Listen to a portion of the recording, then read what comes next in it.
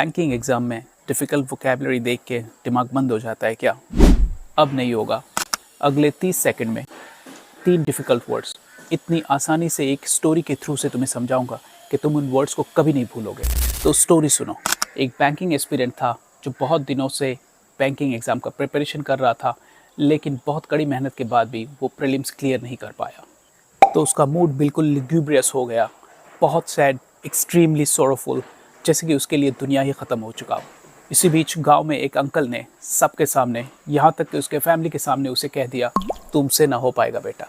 गुस्से में वो एक ऑफिस ज्वाइन कर लेता है और वहाँ काम करने लगता है। जब वो वहाँ काम करने जाता है तो उसे बहुत सारे काम करने पड़ते थे, जैसे कि बॉस का ऑफिस साफ़ करना, फाइल यहाँ से वहाँ ले जाना, यहाँ तक कि झाड़ू पोछा और चाय भी पिलाना। तो इतने सारे काम के बीच बेचारा एक फैक्टोटम बन चुका था। फैक्टोटम यानी a person who handles multiple task. साल भर वो कड़ी मेहनत करता है और मेहनत करने के बाद वो बैंकिंग एग्ज़ाम के प्रीलिम्स और मेंस में पास हो जाता है। पास होने के तुरंत बाद वो उस अंकल के पास जाता है जिन्होंने पूरे गांव के सामने, पूरे फैमिली के सामने उसे जलील किया था और कहा था कि तुमसे नहीं हो पाएगा बेटा।